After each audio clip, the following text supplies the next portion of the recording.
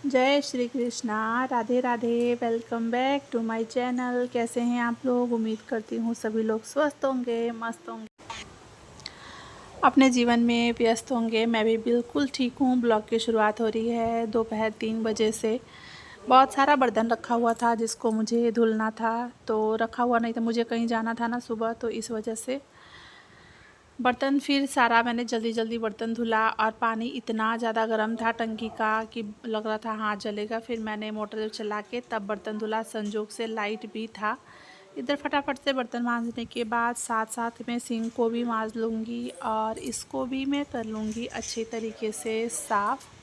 और फिर इसको अच्छे से पोंछ वगैरह के और धुल के उसके बाद मैं अपना बाकी का काम करूँगी। एक एक काम जो है वो फाइनल होता जाएगा, तब ठीक रहेगा।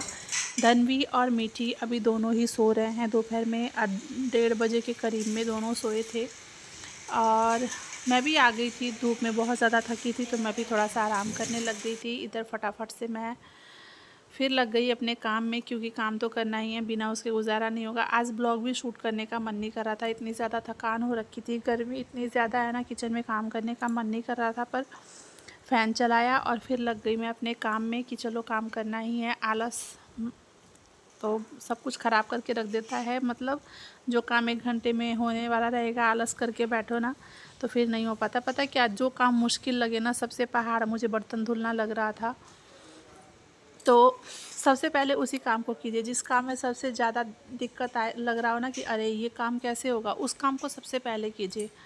वो फिर आसान हो जाता है, बाकी का काम आसान हो जाता है। तो सबसे पहले मैंने बर्तन ही धुल के हटाए, क्योंकि लग रहा था मेरे सिर पे ही वो रखा हुआ है।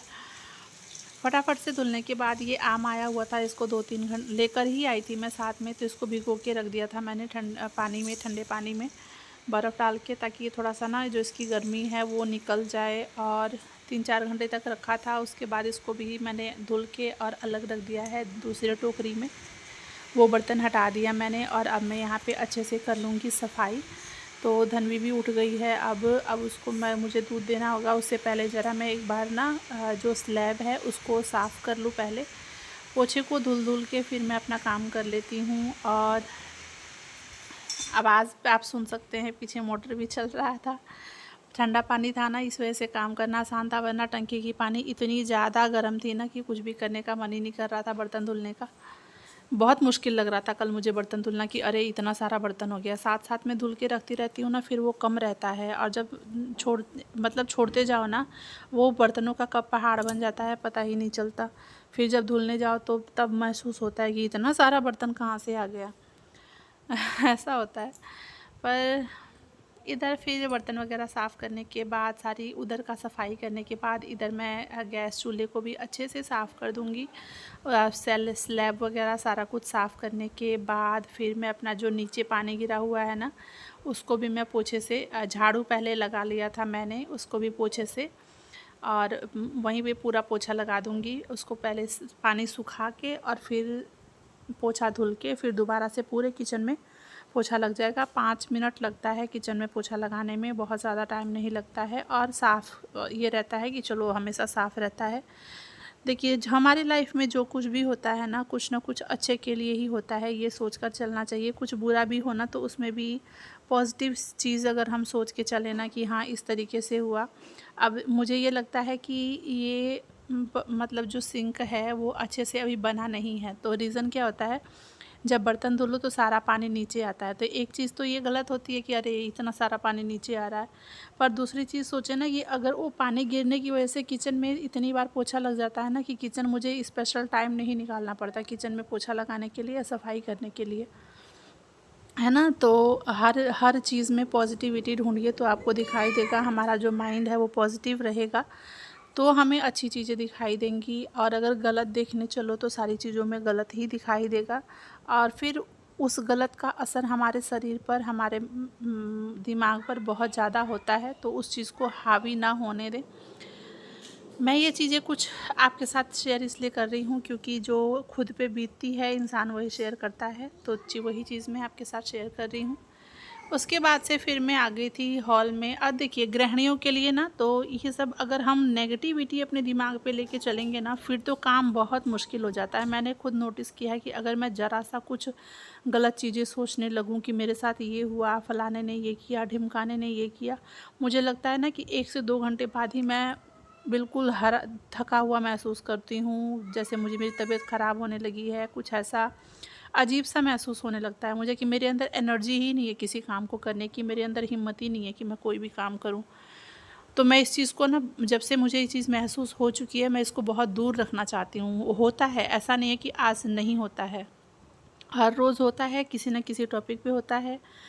कुछ ना कुछ ऐसा दिख जाता है, कुछ ना कुछ ऐसा कान में सुनाई दे देता है कि जिससे मन दुखी होता है। पर नहीं, मैं उस चीज़ को हावी नहीं होने देती।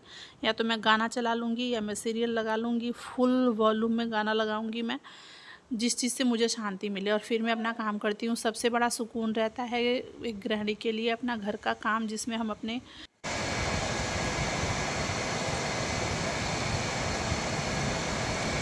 5 बजने वाला है, सारा काम मेरा हो गया। बर्तन भी धुला गया, बर्तन भी बहुत सारा था, सुबह मैंने बर्तन धुला ही नहीं था। और सारा घर धुल दिया मैंने, क्योंकि ना इतनी गर्मी है, ये लोग आम खा लेते हैं ना, फिर मुझे बहुत गुस्सा आता है। मेरा चले तो मैं आम लाने ही ना दूँ घर में, लेकिन ना अफसोस। तो सारी सफाई तो हो गई, खैर क्या ही कर सकते हैं, सबकी अपनी अपनी पसंद है। सुबह फिर ब्लॉग की शुरुआत नहीं की, मन नहीं था ना। सुबह ये रहता है कि फटाफट से अपना काम करो और जितना जल्दी हो सके किचन से छुट्टी मिले, क्योंकि गर्मी इतनी ज़्यादा है ना, बहुत ज़्यादा। तो अभी तक का मेरा सारा काम हो गया, मतलब झाड़ू बर्तन था धुलने वाला वो हो गया, किचन साफ़ कर दिया मैंने। सुबह काम थोड़ा सा रुक गया था, मुझे कहीं जाना भी था, तो इस वजह से। और कूलर लगा दिया है मैंने, दिखाती हूँ मैं आपको। आराम से अपने काम में मस्त रहिए, अपने पे और अपनों पे ध्यान दीजिए। बाकी फालतू किसी भी पचड़े में पड़ने की ज़रूरत नहीं है। हमारे लिए सबसे बड़ा क्या रहता है कि हम काम करते हैं और उस चीज़ में व्यस्त रहते हैं, खुद को व्यस्त रखते हैं, फालतू किसी नेगेटिविटी से मतलब नहीं होती। काम करने के बाद ऐसा होता है ना कि यार कोई 1 कप चाय बना के दे देता, खैर वो भी खुद ही बना के पीना पड़ेगा, कोई बना के नहीं देने वाला। चलती हूँ चाय बनाने, और इनको मैंने फ़ोन करके बोल दिया है कि सब्ज़ी लाना है, क्योंकि सब्ज़ी कुछ भी नहीं है। अगर होता तो मैं फटाफट से इस टाइम काट के बना लेती। इधर सारा घर को मैंने धुल दिया, साफ़ कर दिया और कूलर लगा दिया था ताकि जल्दी से सूख जाए, क्योंकि मिधन भी उठ चुकी है, मीठी अभी नहीं उठी है, और दोनों को ही अगर पानी मिल जाएगा ना, दोनों ही खेलना शुरू कर देंगे। तो कूलर लगा दिया है ताकि जल्दी सूख जाएगा। और सच मानिए बहुत अच्छा लगता है ऐसे, मतलब पोछा लगा दो या घर धुल दो, घर साफ़ साफ़, पैर में बिल्कुल किन किन नहीं लग रहा है, तो अच्छा महसूस होता है। घर में सफाई रहे तो एक पॉजिटिव वाइब अपने आप से आती है। उसके बाद से इधर मैं लग गई थी चाय बनाने में, तो मीठी भी उठ चुकी थी और उसने बोला कि अदरक मैं कूटूँगी। तो ये देखिए उसने अदरक कूटा है, पूरा दम लगा के मीठी अदरक कूट रही थी, पर कूट नहीं पाई थी बस उसको चपटा ही कर पाई। फिर मैंने अदरक कूटा और रख दिया है चाय बनने के लिए। इधर सब्ज़ी भी आ गई है और उसको मैं खाली करके और उसकी जगह पर लगा दूँगी, जिसको जहाँ रखना है। और उसके बाद फिर मैं करूँगी खाने की तैयारी। उससे पहले ना संध्या की दिया बाती का भी टाइम हो जाएगा, तो पहले वो भी करना है मुझे। उससे पहले सब्ज़ी को उठा के मैं रख दूँ। तो ये ऊपर वाले में मैं आलू रख देती हूँ। अभी प्याज था, जो सब्ज़ी नहीं था वो मैंने बोल दिया, तो सब्ज़ी में यही आया है, आलू बैगन नेनुआ और लौकी, साथ में जो बोड़ा होता है वो है, टमाटर है, और धनिया का पत्ता नहीं आया है, जो कि मुझे बिल्कुल पसंद नहीं है धनिया का पत्ता पसंद है, नहीं आया है वो पसंद नहीं है, ठीक है। धनिया का पत्ता, टमाटर मुझे बहुत पसंद है, पर नहीं आया है। अब मेरा दिमाग ख़राब हो जाता है जब मैं धनिया का पत्ता टमाटर नहीं देखती हूँ तो खैर, इधर निकाल लिया है चाय। अभी शाम को जब हस्बैंड आएंगे रात में, तब वो लेकर आएंगे। तो सबको दे दिया मैंने चाय। और ये ना जो गद्दा है, ये ऊपर डंबल रखा हुआ था, गद्दा ही बोल लीजिए इसको।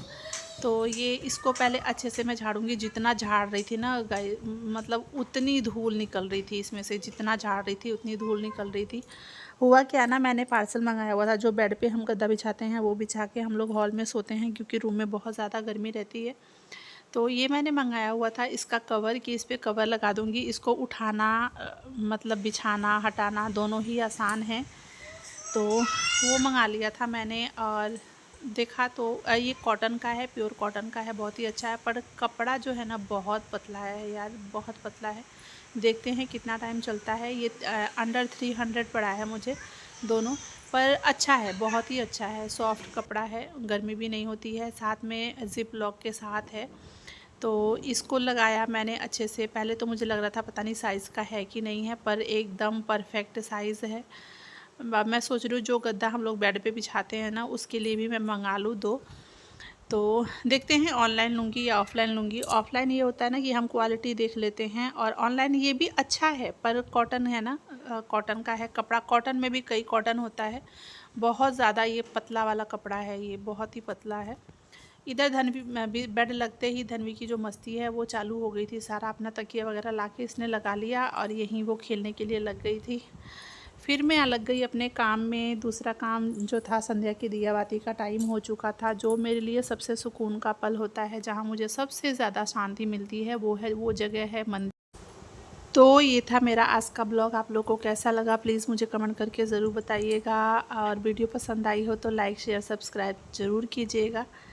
बेल आइकन को प्रेस कीजिएगा ताकि जो वीडियो की नोटिफिकेशन है वो आप तक सबसे पहले जाए। और इधर मेरा खाना बनके तैयार हो चुका है, आप लोग भी आ जाइए खाने के लिए। मिलते हैं आपसे नेक्स्ट ब्लॉग में, तब तक के लिए जय श्री कृष्णा, राधे राधे।